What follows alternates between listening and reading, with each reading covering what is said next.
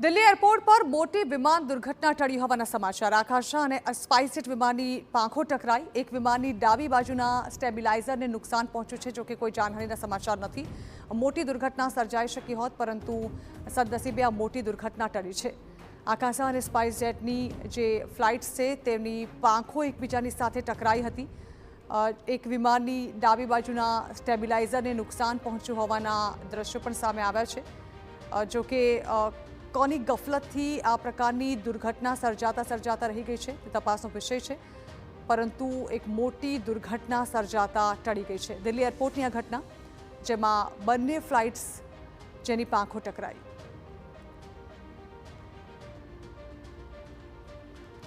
તસવીરો સામે આવે છે દિલ્હી એરપોર્ટથી જો કે આ ફ્લાઇટની અંદર મુસાફરો સવાર હતા કે કેમ તે વિશે પણ કોઈ જાણકારી ત્યાંથી સામે નથી આવી રહી પરંતુ જો કોઈ મોટી દુર્ઘટના સર્જાઈ હોત તો જો અંદર સવાર હોત મુસાફરો તો મોટું નુકસાન થઈ શક્યું હોત પરંતુ હાલ સદનસીબે એક મોટી દુર્ઘટના ટળી છે